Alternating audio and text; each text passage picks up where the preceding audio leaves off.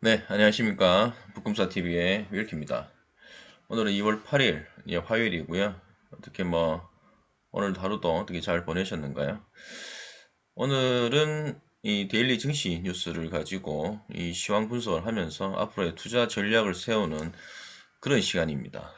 어, 참고로 이와 관련된 영상은 항상 이 화요일, 수요일, 목요일, 금요일 해서 일주일에 한 4번 정도 영상을 촬영을 할 거고, 토요일, 일요일에는 이제 전반적으로 시장의 이슈라든지 아니면 어떠한 섹터 분석이라든지 아니면은 투자 추천 종목을 한번 발굴해내는 그런 어떠한 영상을 올릴 예정이니까 계속 제 영상 관심 부탁드리겠습니다.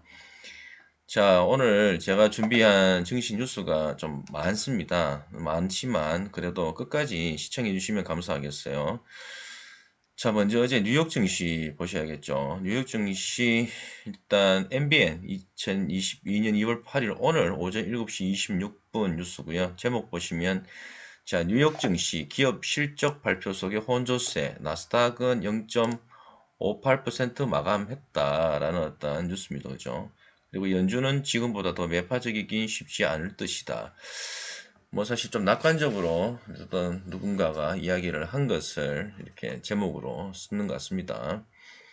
전반적으로 어제 뉴욕 증시는 좀 평이했다라고 보시면 될 것 같고, 평이했지만 약간의 또 혼조세를 보였다라고 보시면 될 것 같습니다. 일단은 어제 뭐 실적 발표와 관련된 이 주가의 희비가 엇갈린 종목들이 있었고, 또 얼마 전에 발표한 그 메타 같은 경우에는 또 실적이 엄청나게 이 어닝 쇼크가 나오면서 주가가 하루에도 26% 이상 급락을 했잖아요. 근데 어제도 5% 이상 또 하락을 했고, 관련해서 또 넷플릭스도 이 실적에 대한 실망감으로 주가가 2% 이상 밀렸다라고 보시면 될 것 같습니다.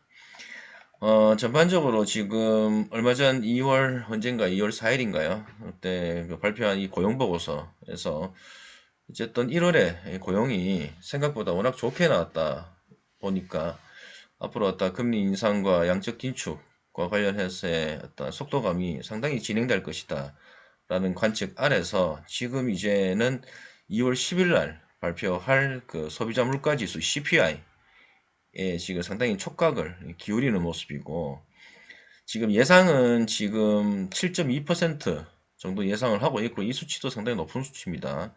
이거보다 만약에 더 높게 나온다면 아무래도 이 금리 인상과 이 양적 긴축 압박이 더욱더 심화될 것이고, 이건 시장에 상당히 충격을 줄 것이다 라는 게 제 생각입니다. 그리고 아마 2월 10일 날 일단 이 소비자 물가 지수 발표와 함께 볼 게 이제 2년물, 10년물 이 국채 금리 또 상승을 하는지 하락을 하는지 한번 봐야 되겠죠. 아마 소비자 물가 지수가 예상보다 높게 나온다면 아주 급등하면서 아마 시장의 뉴욕 증시에도 아마 상당히 충격을 줄 것이고, 그러면 또 우리 증시에는 또 영향을 어떻게 줄지도 한번 생각해 봐야 되겠죠. 일단 2월 10일이 우리나라 증시에서도 지금 옵션 만기일입니다. 상당히 변동성이 있을 것으로 예상되고, 이와 저와 이렇든 저렇든 가정을 해본다면, 제 생각에는 2월 10일 날 일단 우리 증시 상당히 좀 빠지지 않겠나. 예를 들어서 좀 저가 매수를 노리고 계신 분들이 계시다면, 지금 아니고 내일 아니고 2월 10일쯤 매수를 하는 것도 나쁘지 않다라는 어떤 그런 생각이 듭니다. 어찌됐든 어제 뉴욕 증시는 특별하게 없었고, 다만 이제 시장의 리스크로 좀 또 이렇게 급부상한 게 우크라이나 사태 아시죠? 러시아와 지금 우크라이나 간의 이 전쟁 우려감이 점점 더 증폭되고 있다라고 보여지고, 이 부분이 아무래도 시장에서 어제 이 나스닥도 조금 빠지게 된 데 대해서 좀 부채질을 한 그런 요인이 아닐까 생각이 듭니다. 하지만 어제 그 보시면 달러 환율이 좀 내렸어요. 달러 환율이 좀 내려서 다시 1200원 아래로 좀 내려왔고, 또 반면에 또 유가도 또 내렸습니다. 좀 내려서 이런 부분이 그래도 국내 시장에는 조금 이제 안정화 줄 수 있는 어떤 모멘텀이 있었고, 그래서 아마 우리 증시 오늘 오전장에는 조금 좋았죠. 뭐 막판 가서는 조금 흔들리긴 했지만 그 부분 좀 이따가 다시 말씀드리겠습니다. 자, 요 뉴스를 또 한번 보겠습니다. 뉴욕 증시 조정 끝나나 월가 2, 3월 매수 적기일 수도라고 매일경제에서 오늘 1시 56분, 오후 1시 56분에 나온 기사인데 이 제목만 볼게요. 기업 4분기 실적 발표 긍정평가. 일단 4분기 실적이 속속 발표되는데 몇몇 이 고밸류에이션, 이 빅테크 종목들을 제외하고는 나쁘지 않게 나왔다. 특히나 이거 아마존 같은 경우에는 실적이 상당히 좋게 나왔죠. 자, 그리고 JP 모건, 지금이 미국 주식 매수의 적기다라는 이야기를 했고, 뱅크 오브 아메리카는 3월 금리 인상 후에 매수를 해라, 뭐 이런 어떠한 지적도 했다라는 어떤 것을 한번 기억을 또 해두시면 좋을 것 같습니다. 자, 그러면 일단 우리 증시 잠깐 한번 볼까요? 그러면 우리 증시는 오늘 어땠냐? 전반적으로 코스피가 2750선을 하회를 하면서 일단 소폭 하락을 하면서 마감을 했죠. 아니, 소폭 상승을 하면서 마감을 했습니다. 일단 뭐 제목은 외인 매도의 상승폭이 제한됐다라는 내용이고, 요약 기사를 보면 개인기관 매수세에 하루 만에 반등을 했고 외국인 매도의 소폭 상승에 그쳤다. 이 말이 뭐냐면은 장 초반에는 사실 조금 많이 올랐었죠. 심지어는 코스피 같은 경우에는 1% 넘게도 올랐었고, 하지만 이 장중에 이렇게 5장 넘어가면서 조금 흔들리더니 심지어는 또 빠지기도 시작했습니다. 결국에는 코스닥 같은 경우는 하락 마감을 했고, 코스피 같은 경우에는 그래도 좀 이제 어찌 보면 강보합세로 이제 끝나게 됐는데, 이 이유를 이렇게 꼽더라고요. 이 김석환 미래에셋증권 연구원은 코스피가 상승하다 하락 전환한 배경은 장중 중국 증시 하락과 미국 국채금리 급등에 따른 것이다 라면서 국채금리 상승 영향으로 기술주 낙폭이 확대됐기 때문이다라고 이야기를 했습니다. 뭐 제 생각은 뭐 이 부분도 물론 오늘 우리 증시에 상승하다가 하락 반전하게 된 배경일 수도 있겠지만, 저는 오히려 이 뉴스가 오히려 조금 시장에 조금 더 충격을 주지 않았나 싶은데, 지금 이 러시아와 이 우크라이나의 그 일촉즉발의 그 긴장 상태가 점점 고조되고 있다. 라는 게 지금 전문가들의 시각이고, 특히나 지금 마크롱과 푸틴이 이 정상회담을 통해서 뭔가 좀 약간의 그 완화된 제스처가 나오는지를 이렇게 좀 살펴봤지만, 결국에는 크게 뭐 소득이 없었던 것 같은 그런 뉘앙스가 나오고 있습니다. 예를 들어서 지금 보면, 제목 한번 볼까요? 자, 러시아가 우크라이나 국경에 병력을 증강을 했고, 영국과 독일도 동부전선에 추가적으로 군인을 파견했다. 그리고 EU는 유럽 냉전이 가장 위험한 순간에 놓여 있다라고 이야기를 했고, 뭐 전반적으로 이 제목을 한번 보겠습니다. 자, 러시아 지중해에 북해 함대를 파견했다. 자, 미국은 러시아가 우크라이나 국경에 병력 추가 파견했다라는 이야기를 또 했고, 뭐 등등등 보시면 또 영국과 독일은 동부 전선에 병력 추가 배치를 했고, 우크라이나는 미국의 사드 배치를 요청을 했고, 사실 상당히 지금 일촉즉발이다. 이게 지금 모르겠어요. 뭐 제 생각입니다만, 제 뇌피셜입니다만은, 지금 러시아가 이 중국이 지금 어찌 보면 러시아 입장에서 상당히 우호적인 관계에 있는 뭐 나라이잖아요. 그러다 보니까 이 중국 지금 올림픽 기간에는 특별한 도발은 하지 않을 걸로 예상이 되지만, 이 올림픽 기간이 끝나고 나면 러시아가 어떠한 제스처를 취할지도 모른다라는 저는 그런 우려를 갖고 있고, 특히나 지금 유가가 지금 90달러가 넘지 않습니까? 유가가 높으면 높을수록 웃는 사람은 러시아입니다. 그래서 보통 미국이 러시아를 견제를 할 때 보통 이 유가의 하락을 유도하는 그런 어떤 액션을 많이 취하거든요. 그래서 실질적으로 러시아 입장에서, 특히나 이 푸틴 입장에서는 이번에 어떤 우크라이나 사태에서 조금 더 공격적인 모습을 보이면서 본인의 지지율도 올리고 특히나 이 유가 부분도 이 공고히 하면서 이 러시아 입장에서는 상당히 좀 유리한 그런 위치를 가져가려는 노력을 하지 않겠나라는 그런 생각을 해봅니다. 물론 뭐 전쟁이 있어서는 안 될 것이고 뭐 좀 위험한 그런 상황에 놓인다라는 것은 상당히 좀 불행하다라는 어떤 생각은 갖고 있습니다만 일단 투자자 입장에서는 이 지정학적 리스크를 절대 간과해서는 안 된다. 특히나 이 부분이 이 유가와 이 환율에도 상당히 영향을 미치기 때문에 우리는 이 사태에 대해서 조금 더 직시적으로 볼 필요가 있다라고 생각이 듭니다. 그리고 이것도 한번 볼게요. 지금 정부가 제2 요소수 사태를 우려하면서 우크라이나를 주시하고 있답니다. 지금 요 제목만 보겠습니다. 한국은행은 우크라이나 사태에 따른 국내 금융 외환 시장을 모니터링하고 있고 특히나 에너지, 원자재 급등에 대한 파급력을 주시를 하고 있다. 향후의 금리 변동 등의 영향을 따라서 유가 상승, 향후 금리 변동 등의 영향을 줄 수 있고 또한 유가 상승으로 인해서 물가가 상승하고 특히나 원화 약세 압력으로 작용할 것이다 라는 어떤 예측과 전망을 가지고 있습니다. 그래서 전반적으로 제가 방금 말씀드린 것처럼 이 러시아와 이 우크라이나의 긴장 사태가 고조되면 고조될수록 유가는 더 올라갈 거고 특히나 이 환율도 특히나 이거 안전자산 선호 심리로 이 달러는 강세, 원화는 약세로 가면서 환율은 그러면 상당히 더욱더 고공행진을 할 가능성이 높다. 뭐 지금 현재는 1200원 밑으로 떨어져서 조금은 이제 안심 수준이다라고 볼 수는 있지만 이거 이제 또 1200원은 넘고 1210원, 20원 갈지 모르거든요.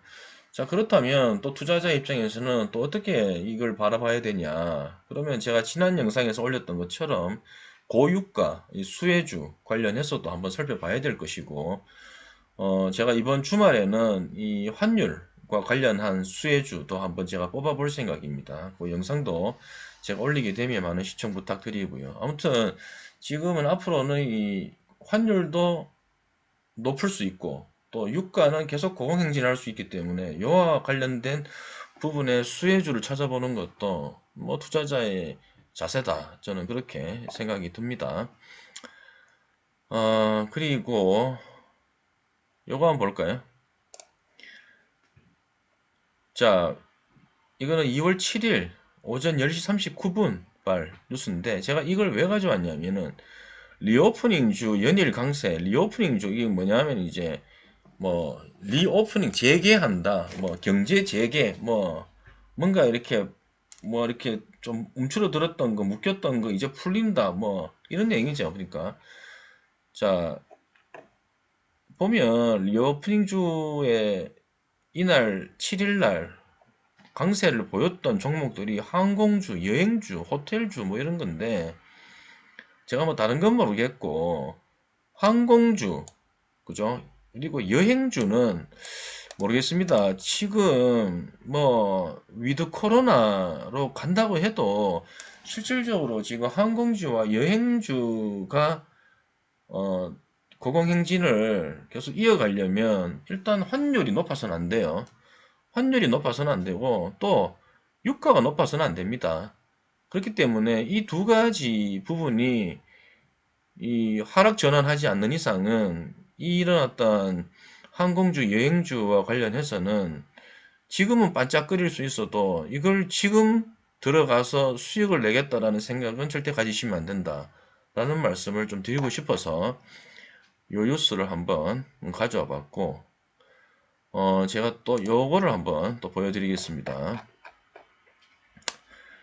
자, 제가, 지난 주말 제가 그 고유가 수혜주를 설명드리면서 석유화학도 올해 좀 괜찮다라고 말씀을 드렸고 특히나 그날 원래 롯데케미칼은 제가 예전 영상에 심층 분석한 영상이 있습니다. 롯데케미칼 제가 반드시 담아두셔야 되는 종목이라고 말씀을 드렸고, 물론 경기 민감주지만 지금 저평가 가치주 대열에 있고, 올해는 상당히 주가 방향이 괜찮을 거라고 말씀드렸고, 오히려 실적 대비해서 작년에 조정을 많이 받았어요.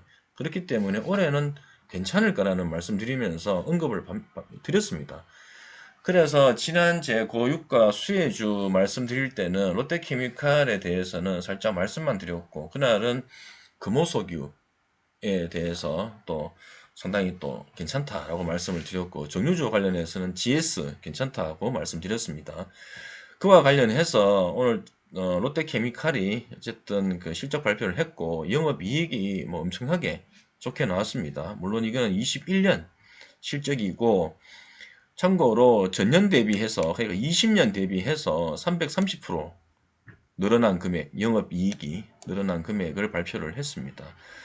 전반적으로 21년의 실적을 보면 1, 2, 3분기는 너무 좋았고 4분기는 조금 주춤했습니다. 주춤했는데 이게 아무래도 이제 오미크론과 관련해서 수요 부족, 수요가 약간 부진했다. 이렇게 뭐 아마 생각하시면 될 것 같고, 하지만 롯데케미칼의 이야기를 한번 볼게요. 롯데케미칼의 얘기는 작년 하반기에 이어서 오미크론 확산을 비롯해서 유가 급등과 글로벌 공급 증가 등의 불확실성이 있었지만 국내외 석유화학 수요의 꾸준한 증가와 수급 여건 개선 등으로 점진적인 회복세를 보일 것이라고 밝혔다라고 얘기하잖아요.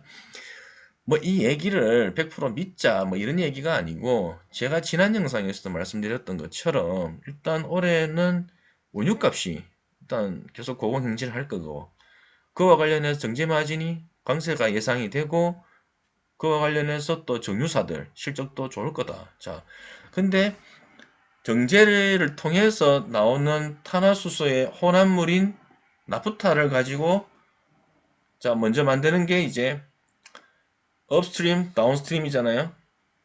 그래서 일단은 이 롯데케미칼 이 속해 있는 업스트림 단계의 어떤 혼합물을 만드는 그런 업종에서도 올해는 아무래도 이 유가가 상승하는 분만큼의 가격 증가가 이루어지고, 특히나 이 위드 코로나로 가면서 이 특히나 오미크론이 치명률이 많이 낮지 않습니까? 그래서 위드 코로나로 가면서 수요도 작년에 비해서 올해 오히려 더 늘어날 전망이다라는 게 제 생각이고, 그와 관련해서는 석유화학 기업 투자 괜찮다고 말씀드렸고, 특히 롯데케미칼 특히나 이번에 실적 발표하면서 또 올해의 이 회사 측의 예상도 뭐 제 예상과 크게 다르지 않기 때문에, 특히나 이 롯데케미칼도 괜찮고 또 그와 관련해서 석유화학 산업 전반적으로 실적이 나쁘지는 않을 거다라고 하는 게 제 생각이고, 지난 영상에서 그 이어서 또 계속 말씀을 드리면은 롯데케미칼뿐만이 아니고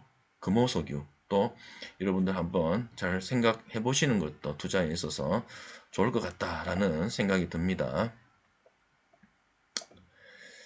그리고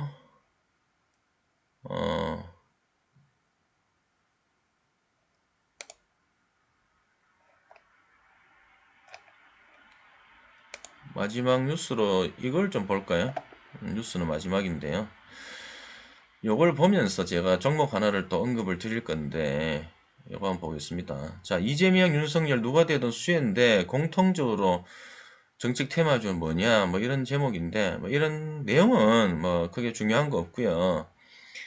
뭐 테마주라고 해서 뭐 인맥 뭐 어쩌고 저쩌고 뭐 파평윤 씨 어쩌고 저쩌고 뭐 이런 뭐 회사들은 여러분 투자 안 하시죠? 그런 거 절대 투자하시면 안 됩니다. 그 아무 쓰잘데기 없는 투자 방법이고, 그냥 이 공약과 관련해서도 이 실현 가능성이 있거나 아니면은 실현이 됐을 때 그게 정말로 이 회사 측의 수혜로 올 수 있는 그런 공약과 그와 관련된 종목을 한번 보는 게 좋겠다라고 생각을 했고, 전반적으로 지금 이 공약 수혜주로 이 지금 지주회사 관련해서 뭐 종목이 있고, 그죠? 근데 뭐 저는 일단 위에 거보다는 제가 다른 거는 뭐 보면은 지금 좀 고밸류에이션의 성장주들에 있는 공약들은 다 그냥 제 입장에서는 다 제외를 시켰고, 오히려 이걸 한번 보겠습니다. 뭐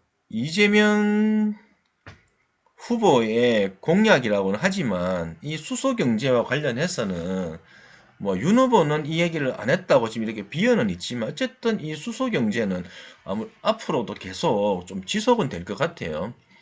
또 이게 어찌 보면은 어젠다가 될 수 있기 때문에 수소 경제와 관련해서는 그래서 이 부분에서 종목들이 있잖아요. 제가 종목들 대부분 다 봤습니다. 두산 퓨얼셀도 봤고 효성중공업도 봤고 근데 그나마 코롱 인더스트리가 좀 괜찮더라라는 생각이 들더라고요. 뭐 두산 퓨얼셀이나 효성중공업은 뭐 실적이라든지 이 재무 건전성 측면에서 제가 생각하는 어떤 기준에 부합하지 않았고 코롱 인더스트리는 나쁘지 않았다라고 제가 생각이 들어서 일단 코롱 인더스트리를 여러분들께 한번 잠시 한번 소개를 시켜드리겠습니다.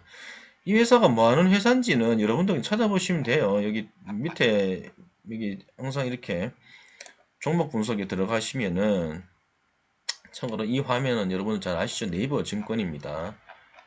여기 기업 개요가 있어요. 기업 개요를 이렇게 한번 천천히 읽어보시고 뭐 이걸 읽어봐도 잘 모르겠다 싶으시면 그냥 회사 홈페이지를 들어가셔가지고 뭐 회사에 대한 정보를 보시면 될 것 같고 제가 보고 싶은 거는 일단 뭐 재무 분석과 관련해서 또 주가의 위치라든지 이런 부분들 잠깐 설명을 드리고 싶어서 어 일단 띄워봤습니다. 자, 코롱 인더스트리가 지금 업종 PER에 비해 가지고 지금 현재 PER은 9.67배고 여기 보시면은 추정 PER이 8.75배로 이게 지금 21년 12월 결산 실적이 예측된다 예측을 했을 때 결산 실적을 예측했을 때의 추정 PER인데 어찌됐든 업종 PER 대비해서는 지금 낮은 수준에 있고요. 그리고 또 이 저평가라는 말을 들으려면 이 또 가치주라는 말을 들으려면 여러분들 자 PBR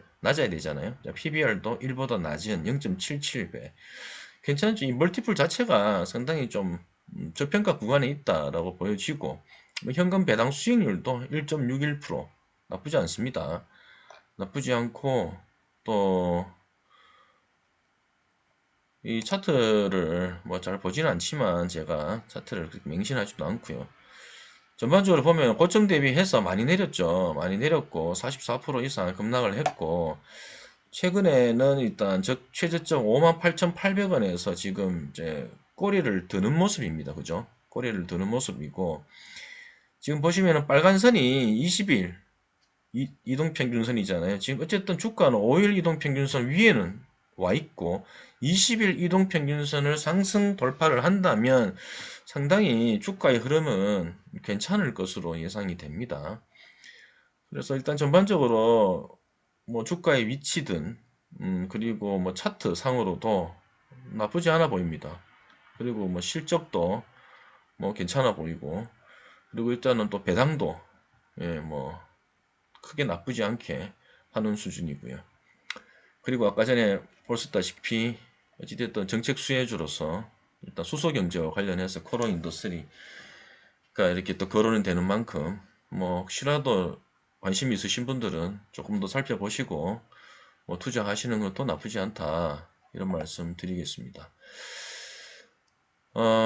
그리고 뭐 하여튼 제가 뭐 최근에 이틀 동안 좀 괜찮게 좀 볼만하다라는 어떤 뉴스들은 여러분들께 좀 이렇게 소개를 시켜드리려고 이렇게 준비를 했고 사실 영상이 길면은 다들 끝까지 안 보시기 때문에 좀 말을 빨리 그리고 또 요점만 뭐 전달해 드린다고 혹시라도 뭐 제대로 이렇게 설명이 부족하다 좀 이해가 부족하다 뭐 이렇게 생각이 드시는 분들이 계시면 댓글로 남겨주시면 다음번 영상에서는 조금 더 보완을 하고 참고를 할 수 있도록 하겠습니다. 자, 끝으로 본 영상을 구독 안 하시고 보시는 분들이 계시다면 반드시 구독을 부탁을 드리고 혹시라도 제 영상이 조금이라도 도움이 되셨다면 좋아요 그리고 댓글로 항상 응원 부탁드리겠습니다. 아무튼 여러분들 제가 계속 일주일에 4번 정도는 이렇게 증시 뉴스를 통해서 여러분들과의 어떤 투자 전략을 세우는 그런 영상을 계속 소개해 드릴 수 있도록 하겠습니다. 예, 감사합니다.